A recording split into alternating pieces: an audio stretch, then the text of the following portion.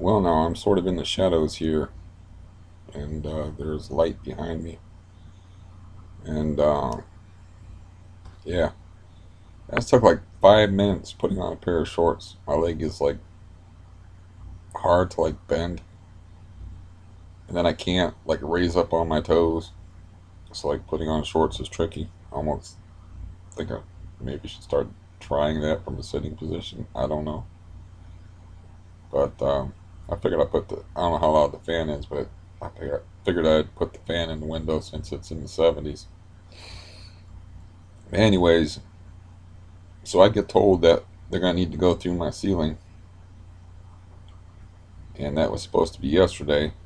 So I'm like, well, there's gonna be people in here, so I'll pay my nephew like $100 and clear the place out and get what cleaning I can done and make room in my bedroom and make sure I can't walk because my leg hurts really bad, and take the blind out of the window and put the fan in the window backwards so that whatever COVID germs they bring into my inner sanctum here get blown out the window.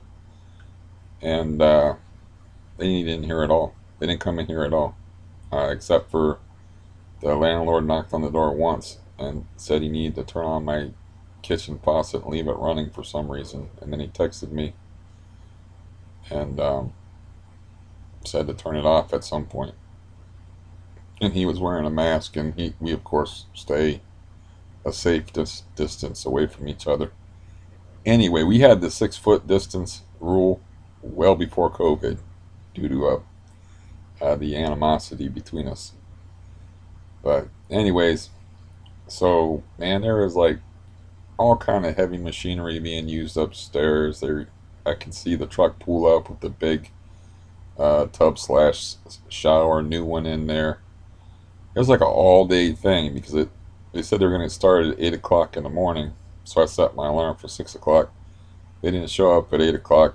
They showed up around 8:30 to 9 o'clock maybe. But he texted me that they probably needed my apartment around 9 o'clock in the morning. They didn't really need my apartment at all except for around noon to come in and out. But I just sat around here all day, as the landlord put it, making my apartment available. He thanked me for making my apartment available in his last text to me. I basically did that all day because it was an all day job for him. And they weren't done until 4 or 5 o'clock in the afternoon. I don't know exactly when they left because uh, it was the afternoon when he told me that he's probably not going to need in my apartment at all. They can do it all from upstairs. I was actually disappointed not to get my ceiling all ripped up. So I'm thinking like, kind of wasted I didn't really completely waste $100, but I didn't get a lot of work done for $100. I did need the ceiling like patched up so that next time, and there will be a next time, there's a water problem. I don't have just like a board tilting down there so the water can slope off of there like a waterfall, you know. And I have like just that hole still in the ceiling, but I have a pan over top of the hole. But if it doesn't hit the pan, it's going to run down toward that hole. But it'll all run toward that hole, and then I can put a pan or a bucket on the floor where the hole's at. So the ceiling looks exactly the same as the last time you saw it. But yeah, um, so yesterday was completely confusing and weird, and there was just lots of loud noises, and she's got a big cage up there she locks the dog up in. So the dog was locked up in its cage being tortured, so I had a serenade going between heavy machinery and like saws all type, drills, all kind of like heavy power tools, and a dog going batshit like all day. So of course didn't do my nerves or my head very much good. But I didn't take no more than 3 Valium yesterday, so um, you know, I guess that was good. Um, let's see. So that was yesterday. So I'm thinking like, wasted $100 pretty much. I mean, just the way it worked out, I could have had the guy throw the couch out for me, and I didn't um, really didn't get $100 worth of work. And then like, it's weird because I can't get anybody to help me for free or to pay them, or if it's their job. So I was going to take my computer, but my legs aren't good enough, and like hold my computer with one hand and give you a walk through the rest of the apartment. And I was like, look at the nasty toilet, and I was like, I'll show them how disgusting this place is and how the floor hasn't been swept for the whole COVID term, at least. And yeah, I heard from them yesterday. They called me twice, and then I called them back, and they wanted to know if the aid worker, I'll call her Denise. That's It's not really her name, but Denise um, was going to come in around 3 o'clock. They said, "Can we send her over around 3 o'clock?" And I'm like, "No." I said, "As a matter of fact, I was going to call you and cancel. I don't want her to come over tomorrow. I want her to come over Thursday." And I don't like anybody at that agency, so like I'll have my little discussion with her, and then have her do housework and just keep her. 'Cause I don't like anybody really there. I mean, I used to like the daughter of the Dragon Breath lady, and yeah, but at that time I don't think I didn't have her do much housework. I just wasn't into it. I mean, I don't think maybe I didn't need her. My legs weren't that bad. I don't know, but they're definitely bad today, man. It's excruciatingly painful putting on a pair of shorts. It's ridiculous. Um, but yeah, it's also ridiculous that we're gonna have to go through your ceiling, so we're gonna have to get in your apartment, and it's like, well, the ceiling's gonna need repair, and they're probably gonna have to like. I was thinking of stuff to tell them ahead of time, like, oh, there's a pan of water, so if you have to remove one of the panels, don't remove the panel with the tape, because the tape and the cardboard's all that's holding the panel up, and all that, you know. And none of that was necessary. So yesterday was extremely stupid. Um, yeah, I don't know you know, I don't know what to do about it. It's like disorienting level of pain. I just took, before I started this video, I took my first volume of the day, and it's around, well, it's not around. I mean, I can almost, my eyes are so bad I can almost squint and see the time, but not quite. It's 1:23 in the afternoon. I've been up since dawnish. I just ate something for the first time today too. Just yeah, I'm not sure where to take or what decisions I should make from here. I know that in a month I'm supposed to have a new doctor, so maybe I should wait, skip, calling the orthopedics place, and then have go to this new doctor and tell he can check out my knee and give me referrals.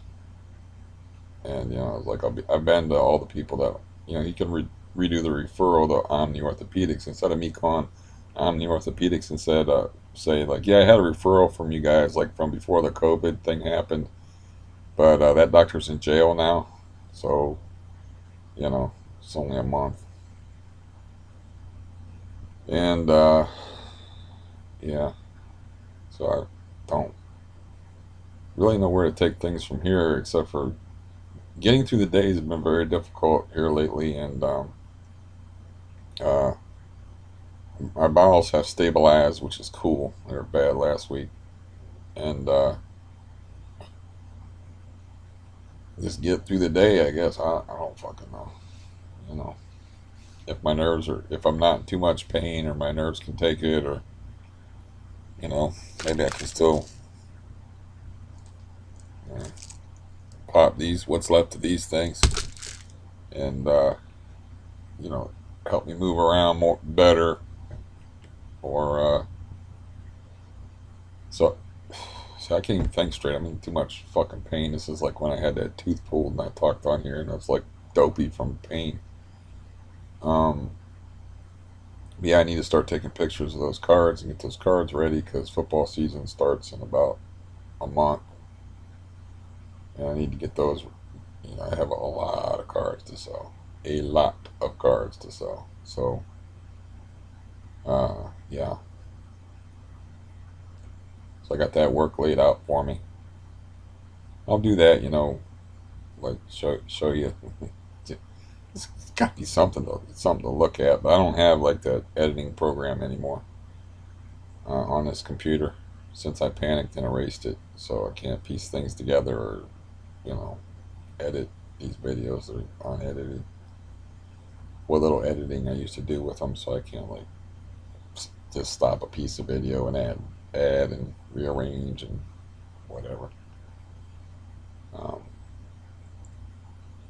yeah, this is pretty brutal. This is one of them days where I start thinking about or thinking things like that.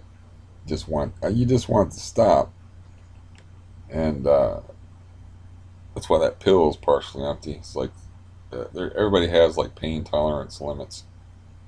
Uh, like my niece has like a crazy pain tolerance limit, so she thinks she broke her wrist, but she's like, it's probably just like a green stick fracture or something like that. And she was like lifting bags of gravel and stuff yesterday while I was talking to her on the phone. And she's like, "Whew,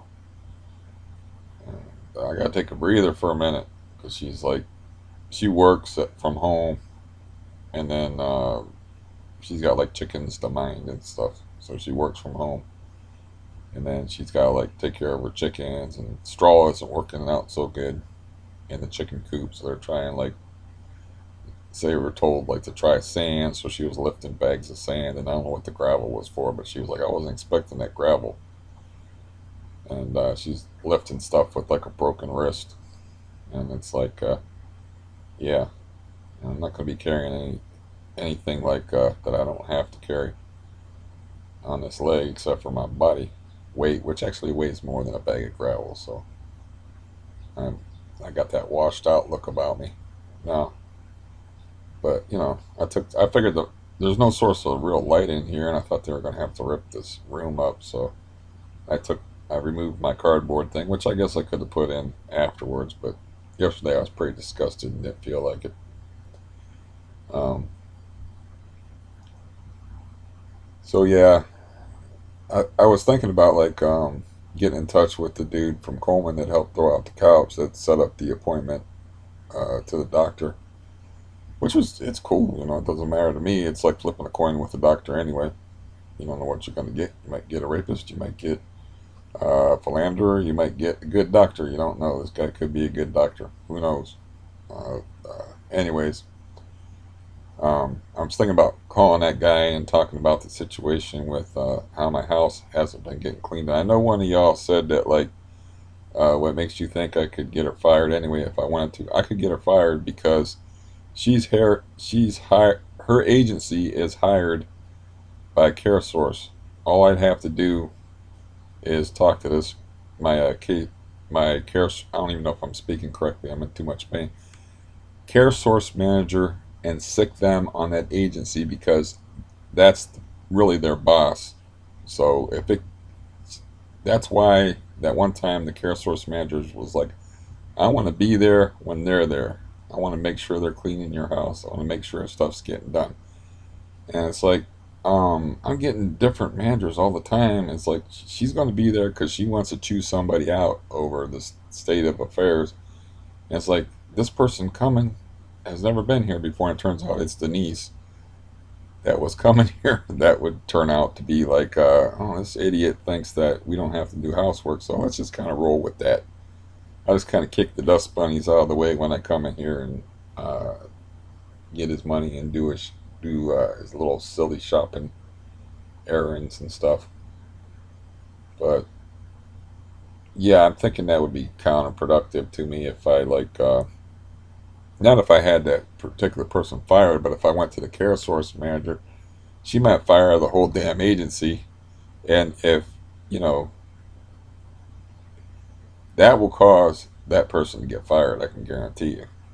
Especially if I put in a word over the phone about the situation. Because I was like defusing it. I talked to the main supervisor yesterday, and they're going to send the same person that they always send to me, um, Denise. So, um, yeah, so yeah, it's not like they're all in cahoots or like I can't get the supervisor. The supervisor's worried about her job, and which is going to be jeopardized because they're hired by my insurance company, and that's like, yeah. So if their whole account with me is closed because of the actions of this Denise person, Denise is out the door. So yes, I can get them fired, and it doesn't matter if they're all in cahoots with each other or not, because cahoots or not, it's like, yeah, you cost us money, you costing the company money. I also like didn't mention that Dragon Breath said like several conflicting things. Like, she said that her granddaughter was 2.5 years old, and I said like I had her daughter uh, as an aid worker last summer, and she was like, oh, she didn't have the baby yet. I'm like, oh, I don't, that math don't add up. And then she said something else that was conflicting that I couldn't keep in my head while I was spitting out the thing about the baby. But she said a couple of conflicting things, and I definitely don't want her over here. Um, yeah, I don't really even like people cleaning my house. It just needs done, and I can't do it. I don't like it. I, I don't know why. I don't. That's why it's like I put up with a certain amount of filth like last summer, rather than have somebody come in here and clean my house until they agency.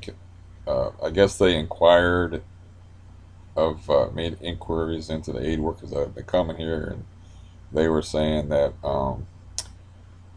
he won't let us clean the house, and they were like insistent upon it, and they sent in this bulldog type woman that came in there and like snow plowed through the house like a maniac, but she didn't make it to the bathroom because she didn't have enough time. um, but anyways, uh, yeah, it was kind of sad. I was sitting there, listening to all the power machinery and power tool noises and machinery and wrenchings, and once they had the floor open, I could almost hear dialogue. But I spent most of my time in the living room just waiting because I figured that they would be coming in here, so I didn't want to lay in bed here. But once I gave up on them and laid in bed here and started watching the movie, I started getting overlapping dialogue from upstairs because they had the floor open. They could probably hear my movie too. Uh, but anyways, I forgot what I was saying. I was in too much pain. I don't know what.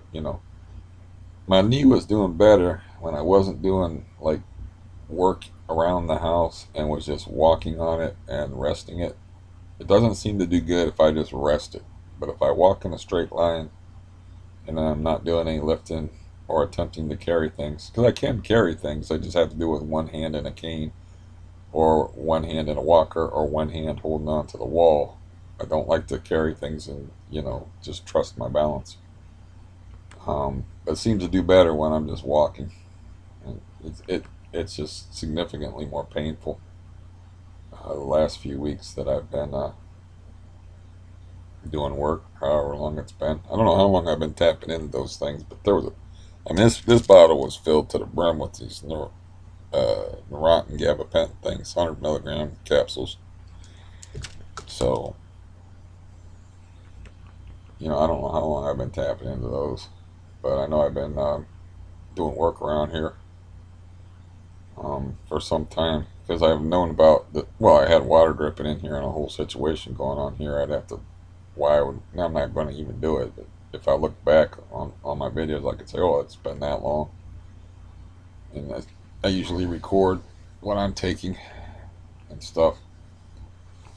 But yeah, I bet you I got 3 inches larger circumference on that knee today instead of 2 inches larger. It's like I couldn't believe, like, I was almost frustrated, the tears putting on a pair of shorts. Not to mention the pain, but the frustration of it, because these are all things people whose bodies work right take for granted. But I can't go up on my toes, which means, like, when I'm slipping on stuff, I step on the back of the shorts, the back of the underwear, the back of the whatevers, and I have to.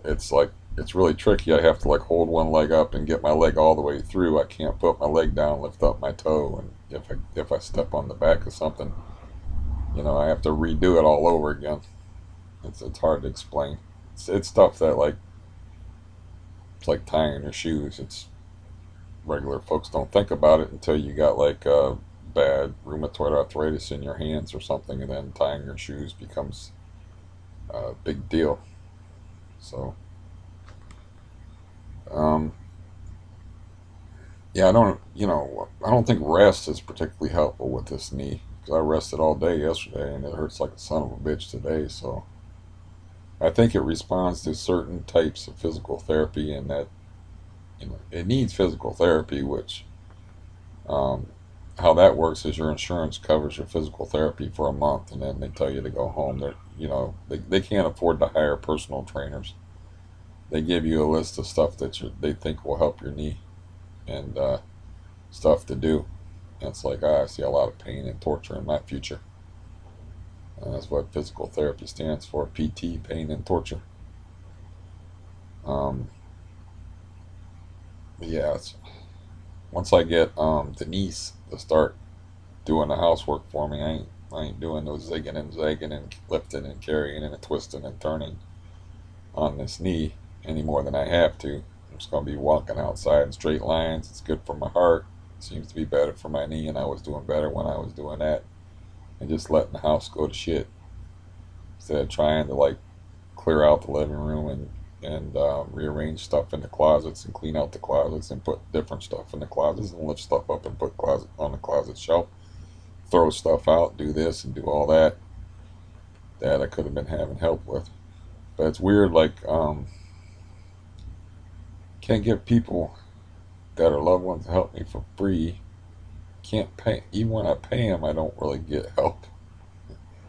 Not like to the fullest extent. Anyways, the guy did some things. Um, I'm just not a priority, I guess. I don't know. Boo hoo hoo on me.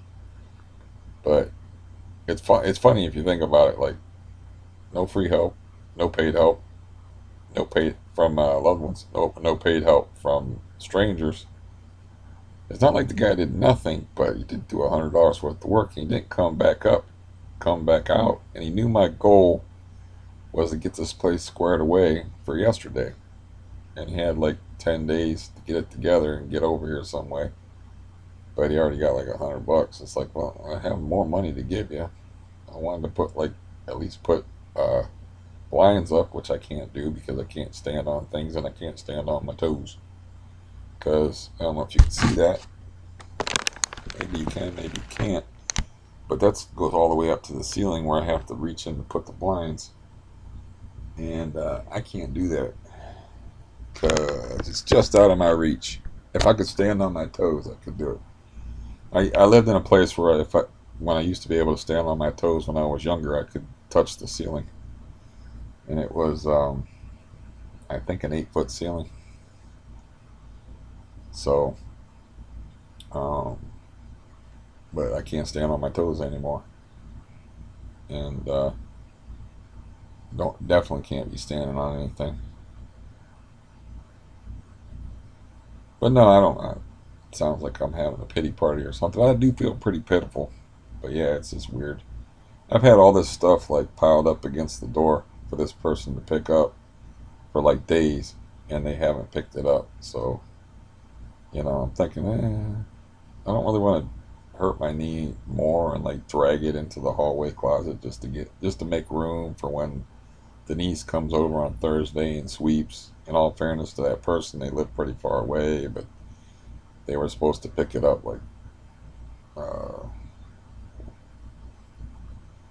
last Friday, last Saturday, both times. I didn't make it. And it's just kind of like sitting there, taking up space. And yeah, I tried to clear off my couch so I could set my table on my couch and get my floors swept thoroughly and stuff. I don't know. I'm not really even that angry about being taken advantage of anymore. I'm not really a very angry person. I just have a bad temper, if that makes any sense. It's like when I see her, like when I saw my landlord, I just had that distaste and deep-seated hatred. I don't. That's different than anger. It wasn't like, oh, I want to beat the shit out of you. It's like, yeah, go ahead. Like when I'm on the text, I can be polite to him on the text, and just keep it short. He's trying to reconcile with me for some reason. I can tell he's trying to reconcile with me or be on peaceful terms with me. I don't know. Could be because I paid rent like 3 and 4 months in advance, and that I don't know what to do. I don't know what goes on in the crazy guy's head. Um, but yeah, I mean, as bad a pain as I am, I'm not. I think I can deal with her and not lose my temper, unless she starts acting like an idiot about it. I'm not even gonna. I don't even. We'll see how it goes. I'm just play it by ear. But like, what I'm gonna say is like, well, so and so that works there. It's Melinda's mom. Be like, yeah. And I was like, well, when she subbed for you last week, she told me that she wanted to do my dishes. And it's like, so you guys are allowed to do housework now, huh? I'll just give her like a meaningful look and see where it goes from there and see how she acts. I might mention the fact that a couple of times I asked you, like, when you guys are going to be allowed to do housework again, and it turns out that Cheryl, who is the head honcho there, told me that you guys were allowed to do housework the whole time. And you told me you didn't know. It's like, what's up? I think I can do that without getting angry, unless she acts stupid. I think I can manage that without, getting angry. You know, I don't know why I'm like that, but I'm pretty much like that. You have to like have like a long history of fucking me over, or do something really, really evil and bad, um, to it's kind of like not worth it to me, and I got like other problems, and it's just not my nature. You know, it's like the litany of things that uh, my foster brother did to me over the years is so long, and I gave him so many chances to change, to repent or whatever. Uh, you know, it just reached a point where just too much stuff, and it's like the thing with my sister. It's like she only did like the one. Well, actually, it's like three things. She only did like three, four, five things maybe that were fucked up. Uh, but the point is, with her, is like there was years of moral support thrown her way from me, and then she's kind of like, you know, bitching me out while I'm waiting for a diagnosis about having rheumatoid arthritis, and while I can't walk and stuff.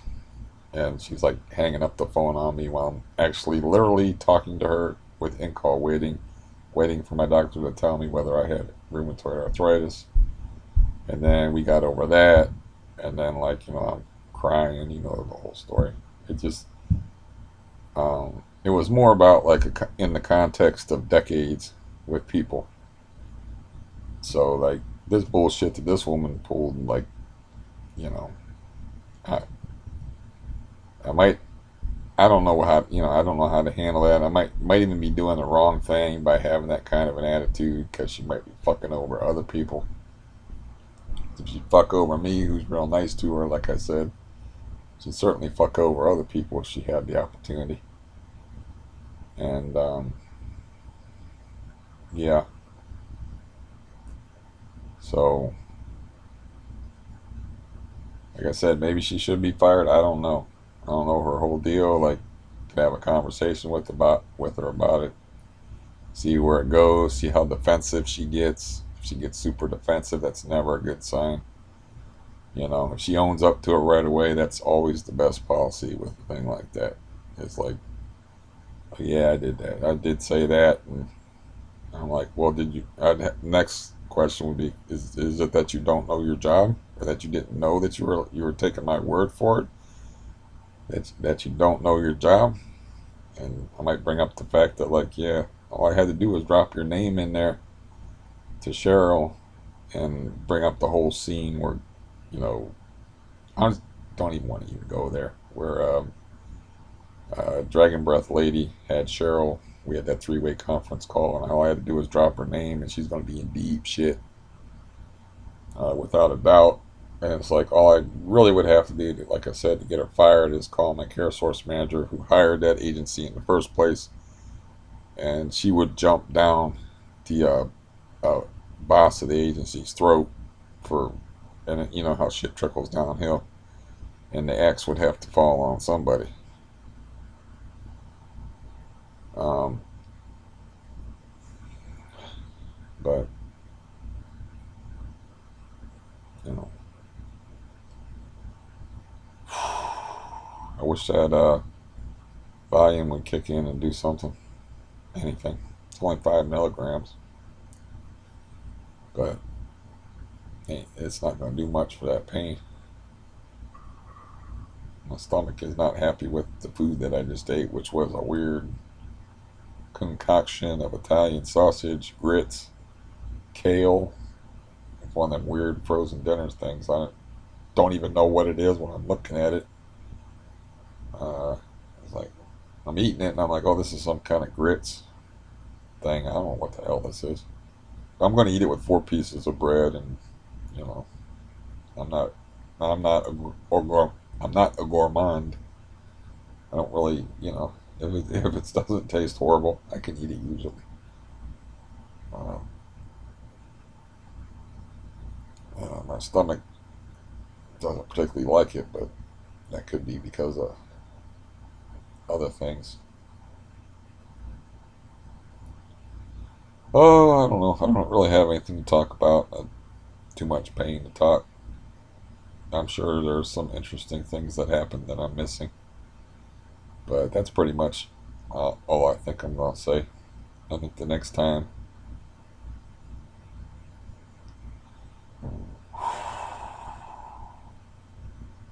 Okay, stomach. Hopefully that part wasn't audible, but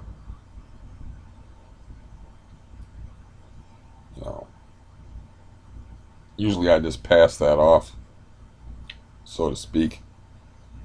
Yeah, I've been making horrible puns on these, like, and not realizing it. Like, I was like, oh man, I haven't taken Pepto Bismol for breakfast. I really had a shitty week. It's like, I listened back to that, and I'm like, man, you're not even, you're so fucked up, dude. You don't even know what you're saying half the time. It's like, you're real. Pain will do that to you. It makes it, it clouds your mind. It's not a benzo haze type of thing. It's like major ouchies will do that. Um, but yeah, it's funny. I was talking about that food and how it didn't agree with my stomach, but that too shall pass. That time it was intentional. Um, yeah, I don't. Shit. I've been following, like, news stories. I watched something interesting on this morning. Now, Chicago is like the become the murder capital of the United States here recently. But it was kind of an interesting video. Maybe I'll pass it along to you. But it shows the difference between a protest and a riot. And this was like footage where they had an organized, coordinated thing. I don't know what statue they were working on pulling down, but they had cops surrounding the statue. But they had a guy, like, with a satchel full of, like, frozen water bottles, pull them out on the ground, and they had a bunch of people with umbrellas that that they could put umbrellas up to, you know, hide from the video of what they were doing, and they caught one guy changing clothes into like black clothes and like, you know, a black mask, so he couldn't been seen. So it was obviously some people that were part of the protests were planning on rioting. And I was very surprised, not completely surprised because I knew the guy was a racist, but when Dave Chappelle called these things not really riots. But when you plan shit out like that, and I don't know, you have like bags full of projectiles that you like dump on the ground and start throwing at police, and one cop got his the orbit to his eye broke, and another one got hit in the kneecap and got his kneecap damaged. And one guy was really slick in the video, man. He was like catching the shit. Like they had a barrier with like PVC piping that was sharpened and like put together, and they were also like hiding what they were doing behind this banner. But when the cops, you know, they want to know who's doing what, when they pulled it apart, people were throwing the PVC piping like spears, along with like all kind of frozen projectiles and shit. And this big guy was like catching the water bottles and stuff and throwing them down, and then he caught a PVC pipe and then threw him down. And like this guy played wide receiver in college or something. Because contrary to popular belief, a lot of policemen do go to college. And I was thinking of my best friend went to college and played football. So, but yeah, I was like very impressed with that guy. He's catching these frozen water bottles out of the air and throwing them down. And you know, other guys weren't so lucky. But yeah, I don't know when you know, I don't know to the extent. I just stopped following it, but I don't know. Obviously got my own closer to home problems, but I don't know when, like, if this is still an ongoing thing or if these protest things ever going to die out. I know that they stopped the pulling down of statues. You know, they stopped that, so they don't allow that anymore. And I think they said that 39 cops were injured, 18 were hospitalized, and I think they said 12 arrests were made. And they said really it was kind of like the statue was so big that if they pulled it down, it probably would have hit somebody. I couldn't see the statue that they were protecting. But like, I'll see if I can find the video and put a link to it. You might want to watch it. I don't know. Just watch the beginning of it where it's got the actual action and not the... It was frustrating watching the press conference afterwards because it's always the same. You can't hear the questions. You can only hear the answers. So I was like, and how are the press or the media gonna spin what they saw into an anti-cop protest thing when you see actual coordinated efforts at hiding your visibility from the police so that you can dump, you know, that they just caught like pieces of it on film. They just caught one guy dumping out a satchel full of different kinds of projectile. It looked like frozen water bottles, which I was hit on a bicycle in the leg with just a regular non-frozen water bottle by some hoodlums when I lived in a bad neighborhood, and that shit hurt. So frozen water bottle, yeah, that mess you up, because just a regular water bottle, room temperature, or in that case, outside temperature, summertime temperature, that shit hurt. I played it off like it didn't hurt because I didn't want, even that it didn't hit me because I didn't want to give them the satisfaction. But all that happened there was I was riding a bike late at night, and I was crossing the railroad tracks, and these people like were just kind of like sitting there in a car, 3 o'clock in the morning, and they were like, "Hey, what are you looking at?" And then they followed me and pegged me with a water bottle, and I was like, I just turned around and looked at them, and they didn't like it. So that's just the kind of neighborhood, you know. It was. I never cared at that point in my life about, you know, my own personal safety. And so I'd be out at 2, 3, and 4 in the morning, whatever. Wouldn't matter. I would try to avoid the time when the bar is empty, though. If I wanted to take a walk, it would. I definitely. There were so many bars in that neighborhood. It's like the period between 2 and 3 in the morning is very dicey. I'd still walk sometimes during those hours, but if I really wasn't feeling like I was needing to take a walk, you know, if I wasn't feeling particularly Charles Bronson-esque, I would just stay in for that hour and just wait, and then go walking at 4 o'clock in the morning, or like, oh, I better, if I'm gonna take a walk, I better do it now before the bars close, because it was around the Timkins plant, and for some reason, maybe that's the way things just are. But around the steel mill, there was at least 6 to 8 bars, like all competing with each other, and all managing to stay afloat. I was in a few of them. Um, yeah. Okay. As far as like the events of the world, I don't know if you've been following the stimulus check thing, the stimulus package, but they're going to give like out another $1,200 check, but they're fighting over the amount given to dependents, and they're fighting over how much unemployment um, to give people, because they were giving them like $600, I think, a week extra unemployment. So a lot of people are like getting paid more to stay at home. So yeah, I can kind of understand them wanting to put an end to that and get people back to work. Get. I can also understand it from the people's point of view that, like, yeah, why do I want to go to work if I am getting paid more to stay home? Um, but that's what the hang up is over. There's another hang up in there that has to do with corporatism, which is the Senate, which is Republican controlled. And I don't want to get into the politics thing because it's never good. There's only right and wrong, not right and left.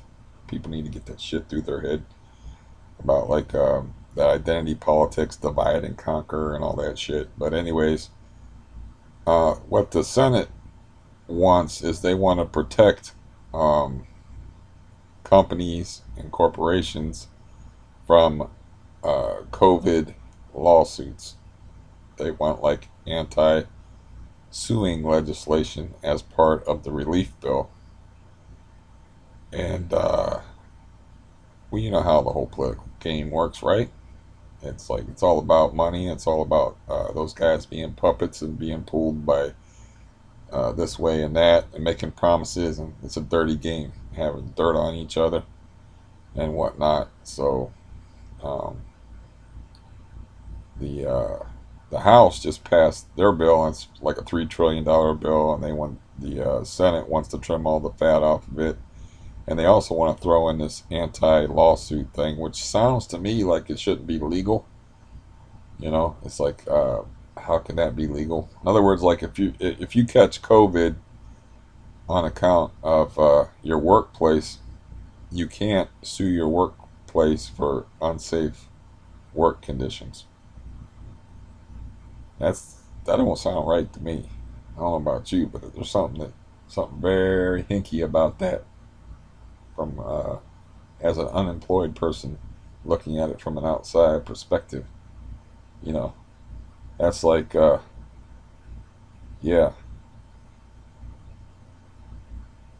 you got if people have the right to protest, they got to have the right to sue if they've been injured or made sick in some way because of negligence in the workplace.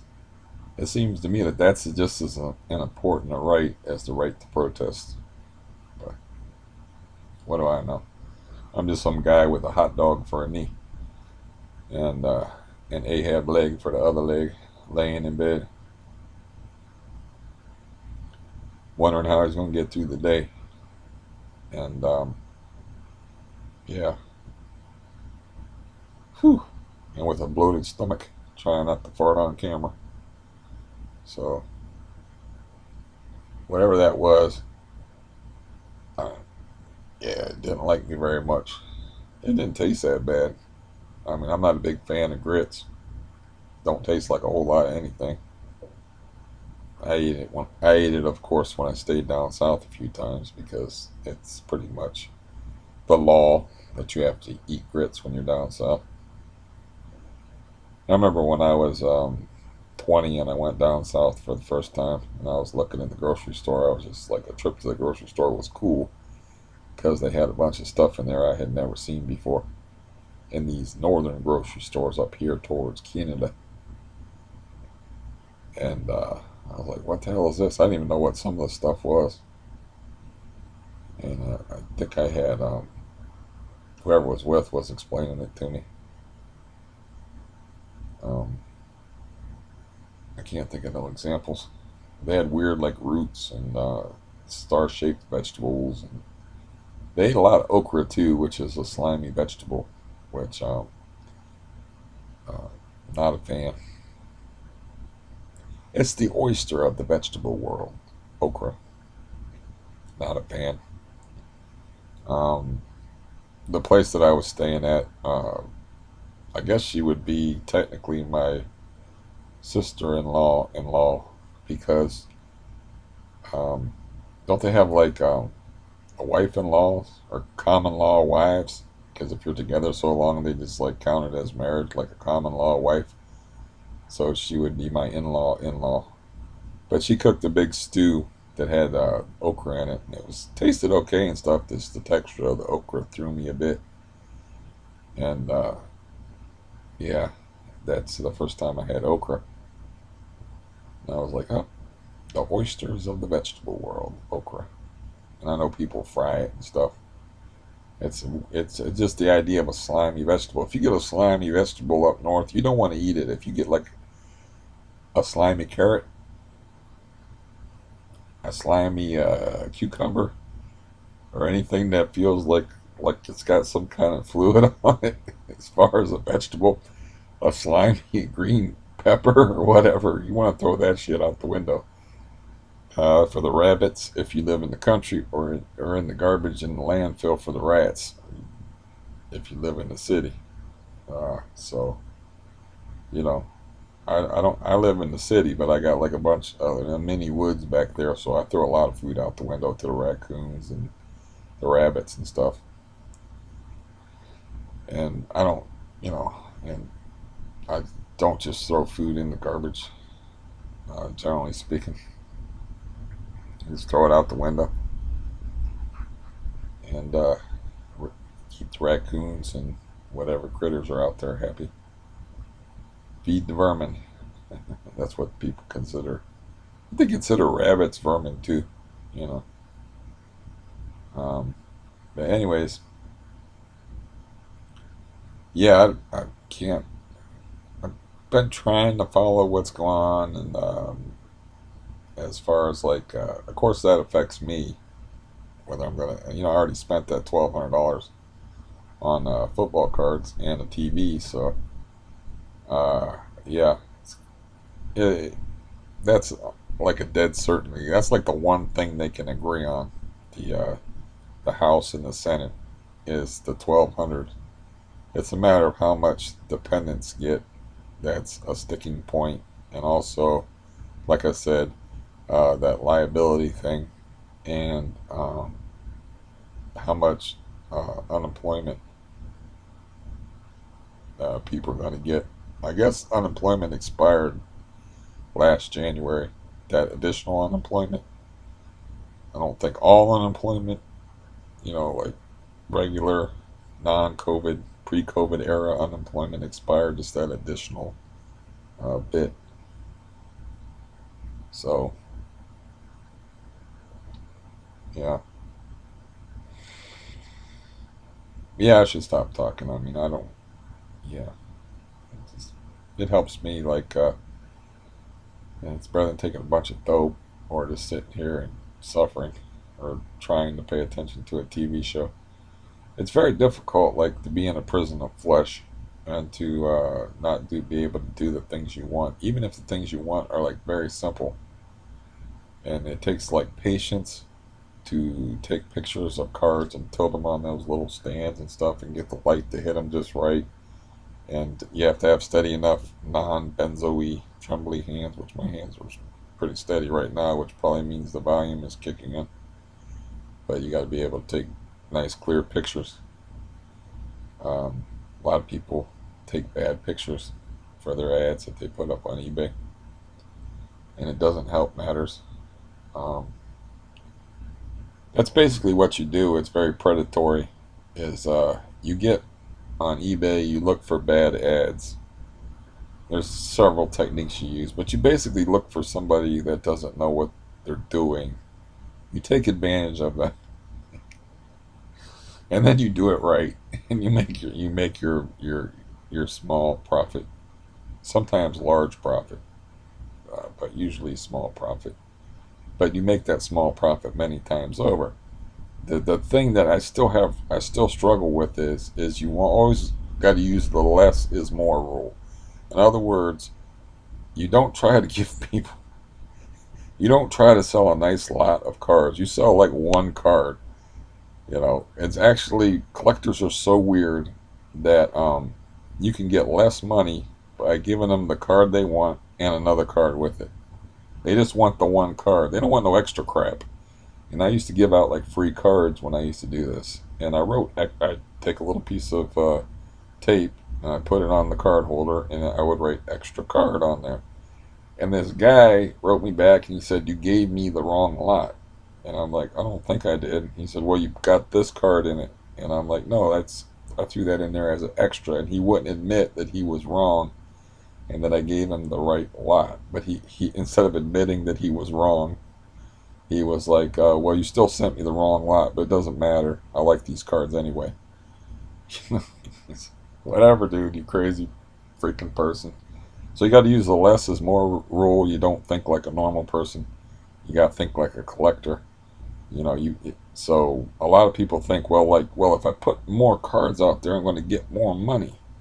So like an example is like that wide receiver for Tampa Bay. That's like a Hall of Famer, but he's playing in Tampa Bay, and named Mike Evans. I got like a 9 card lot of his for like $14, and it's like, well, that's what you do is you take the 9 cards and you break it down into 3 or 4 lots, and you're going to get much more than $14 for it. It's just the way it works.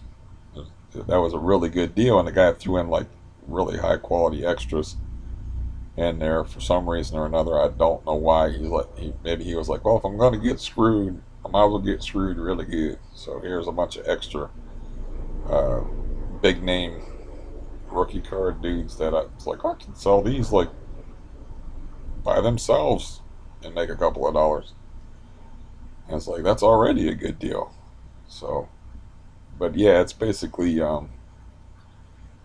like looking for people that don't know what they're doing and taking advantage. It's, yeah, taking advantage of them. I mean, you're paying them what they ask for, but there's different ways to approach it. And sometimes even I get taken advantage of. I should know when I should know better. Like another technique that people use is like they have a make an offer thing on there, right? So they say $120 for something that's worth $30, and then you make an offer of $50, and you're like, aha, I got a deal.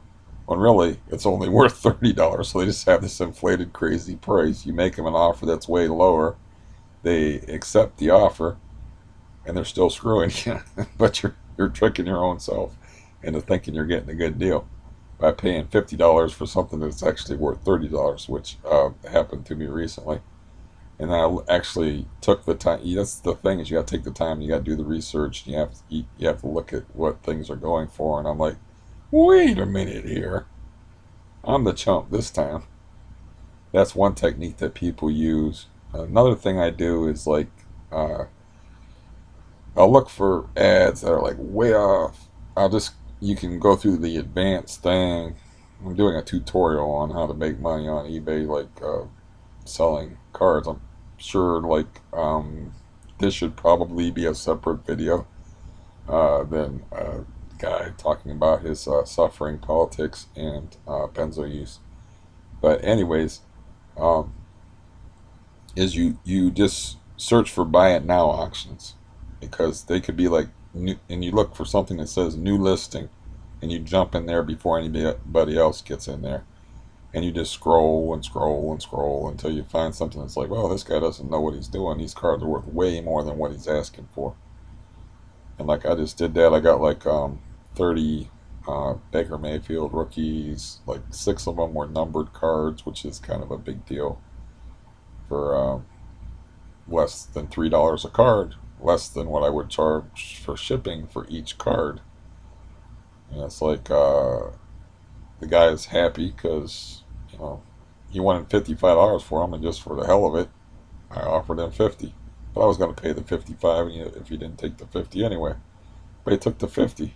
And another thing that's changed on eBay is like you didn't have to used to pay out-of-state tax, and now you have to pay tax on everything, which kind of sucks. But that's a technique that you use, is like um, you search specifically for new listings through looking through the buy it now, so you kind of get there first. You're like the first in the line on Black Friday. You line up at the store early, so you can capitalize on these folks that don't know what they're doing, or a poorly written ad, or maybe they're just people that are desperate for money and just want to get rid of shit. It all depends. Some of them you feel like they don't know what they're doing, because it's like the guy had an autograph is a big deal, in the memorabilia hobby, and this guy didn't even put autograph in the title. I'm like, okay, you're telling me I can get a Baker Mayfield rookie where they only made 10 of them in the world, and you didn't put the fact that there's only 10 of them in the world, or that it's an autograph, in the title to your ad. It doesn't make any sense at all. You just put hard to find. You just put like Baker Mayfield lot, hard to find. And it's like, no, I found it. It wasn't that hard to find. But no, I stumbled across another one that was pretty good that I just didn't want to throw that much money into it. But in retrospect, I guess I should have. Because, it's so easy to click on that buy it now thing. That's the danger of computer shopping, which anybody can relate to. It's so easy to click on and click on stuff and buy stuff over the internet, and then the bills pile up.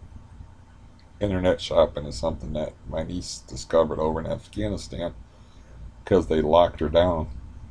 She wasn't allowed to leave Bagram Airfield Base. She wasn't literally not allowed to go outside the base, so she'd have times where there was nothing to do but get on the computer and shop.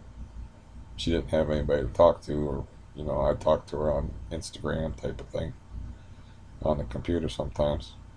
I used to send her like care packages over there too, because the food was really bad. Except for one time I accidentally sent her maggots, which I didn't mean to. But it's a long way to Afghanistan from Ohio, so what you could do is you could get these prepaid boxes, and it didn't matter if they weighed 1,000 pounds. So I get these prepaid boxes and jam a bunch of canned foods in it and stuff. But like, I also put some granola bars in them too.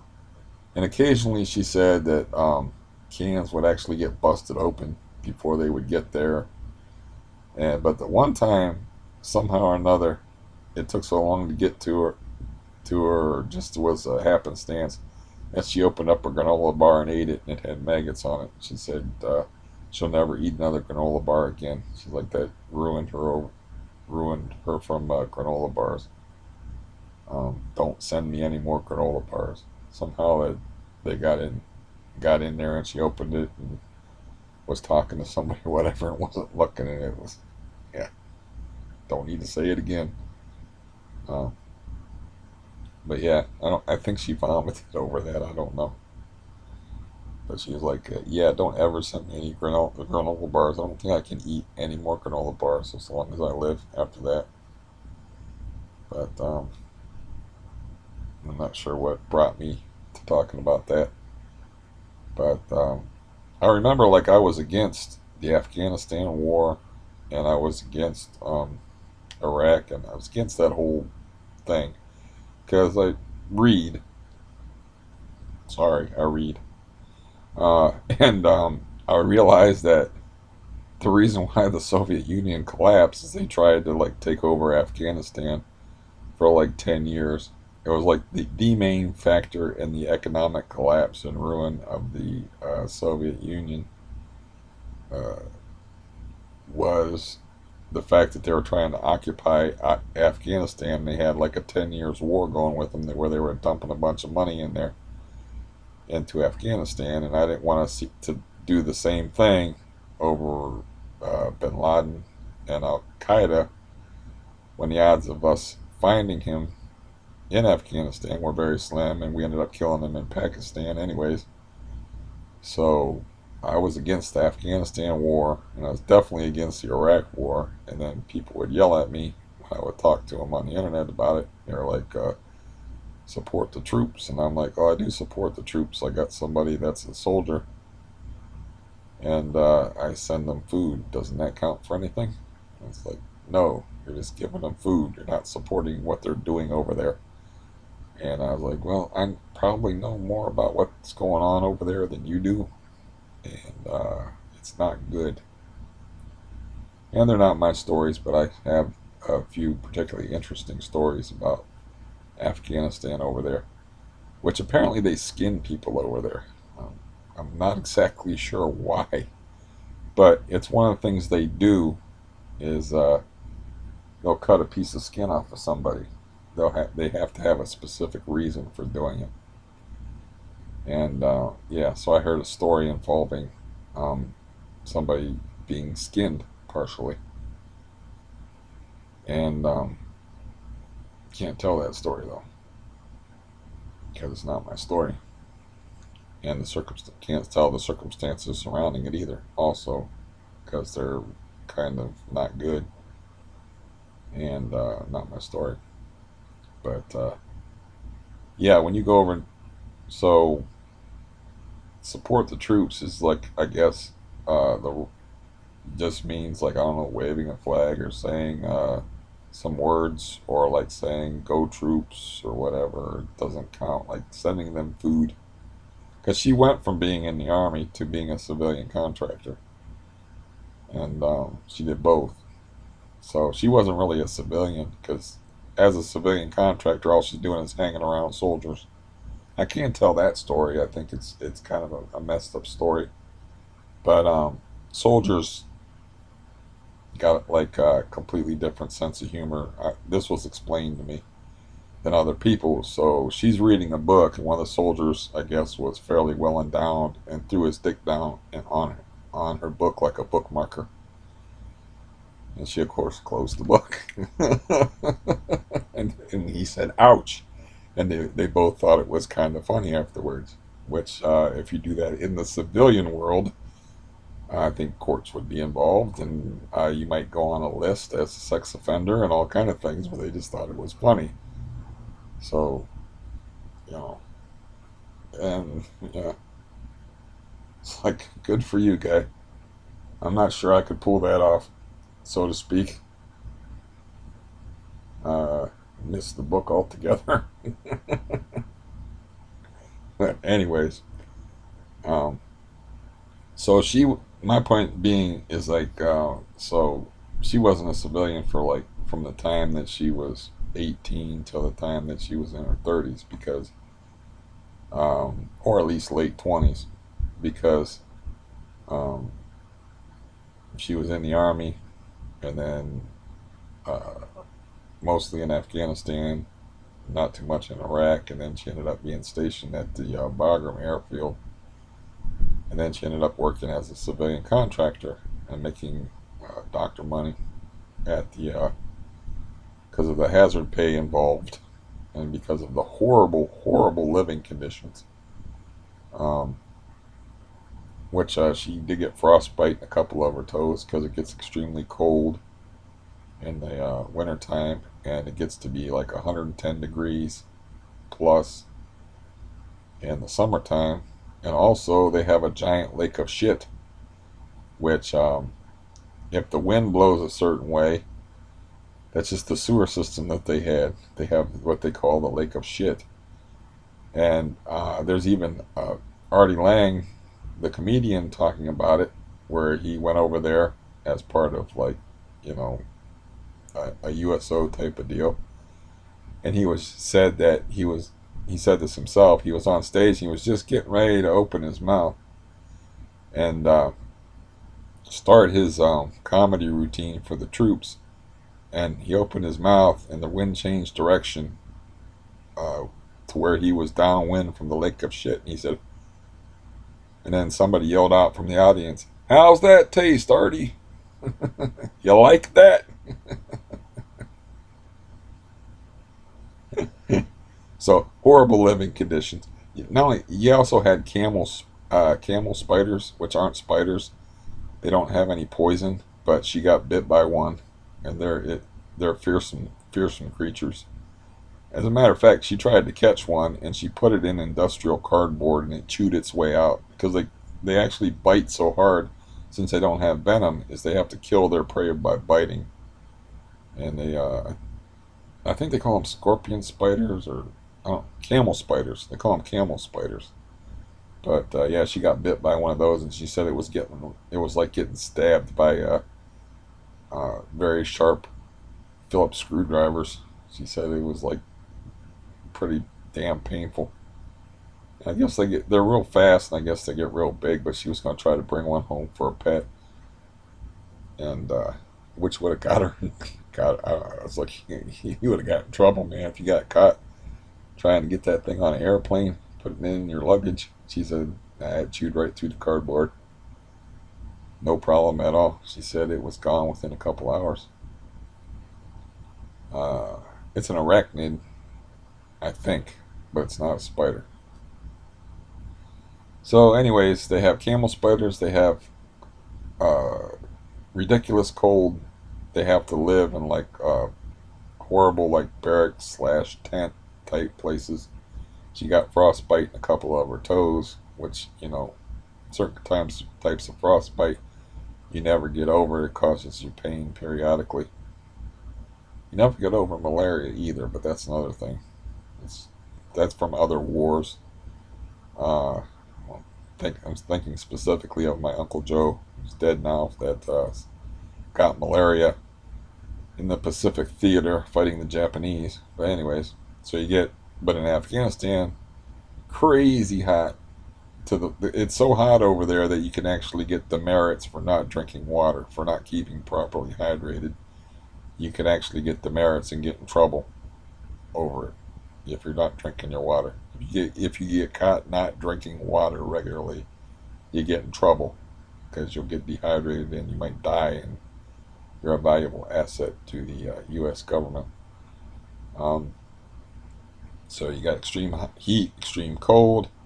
You got a whole different culture to deal with, and religious ethos, and you have people who are suicide bombings. She used to have to wear like um, special anti-bomb type gear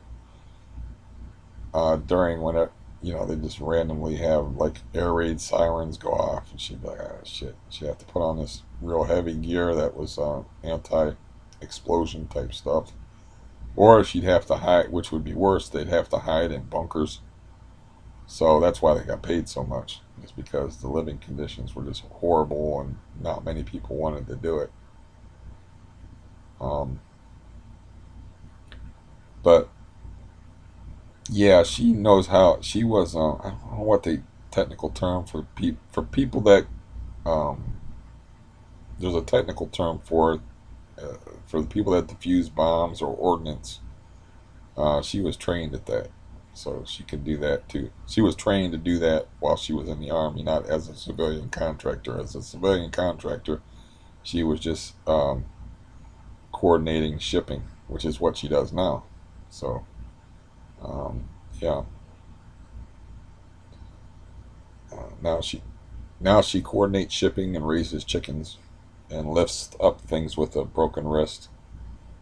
And yeah, she has like ridiculous pain tolerance, which I don't know where she got that from. But like I said, she was the one that decided to get her teeth drilled without Novocaine. Just got drilled with nothing because she wanted to go out dancing. When she was a little girl, like 4 years old, she would make snowballs with her bare hands and play in the snow barehanded. So it was always like that with her. And she cut her arm real bad, and she took a staple gun and stapled up her own arm when it was cut, and wrapped it up with duct tape. And because she was afraid she was going to get in trouble over it, and you think it would get infected or whatever, but yeah, she stapled up her own arm. Now, probably with regular staples. I don't think the staple gun would. I don't know. I'll have to ask her about it, but it involves staples. She stapled up her own deal. They do that with wounds, doctors and stuff, but not. You generally don't do that with your own wound. And then she duct taped it up. And like I said yesterday, she was lifting up stuff with a broken wrist. So she's an interesting character altogether. And yeah. And as usual, I got to keep the good stuff. I got to keep the good stuff to myself. Just tell you some of the stuff. And I should get off of here and deal with my food that is currently assaulting me. whatever was mixed in with those grits, man, not good. Anyways, I'm gonna get off of here this time for reals, and go about my business. And like I said, try to figure out what to do with what remains of my stupid life, my stupid, intolerable medical conditions and situations. And I just felt, I don't know, I felt like some distraction. This is a distraction for me, and to report that stupidity of like being told that they're gonna have to go up through my ceiling, and like, nope, I'm not gonna have to go up through my ceiling. So I was preparing for having to go up through the ceiling, so I never thought I would be disappointed that they didn't have to rip up my ceiling. But I guess it's a good thing because I don't have any contact with I have contact with less people. I don't have to clean up debris. I don't have to have them like come in here again to fix the ceiling. And I even taped together garbage bags and moved my TV back as far against the wall as possible, and covered up with garbage bags, and cleared this area and pushed this area all the way back, this chair all the way back as far as possible, and got as much light in here as possible, tilted this lamp up toward the ceiling, got it all ready for people to be in here, and then nobody came in here. So usually when people are sad because nobody's in their bedroom, it's for another reason. But yeah, it's like all that was just over a MacGuffin. It was a MacGuffin in the plot of my life. It was just a nonsense thing to make me do things, to move the plot along. So anyways, I'll talk to you next time. I'm gonna shut up now. Goodbye.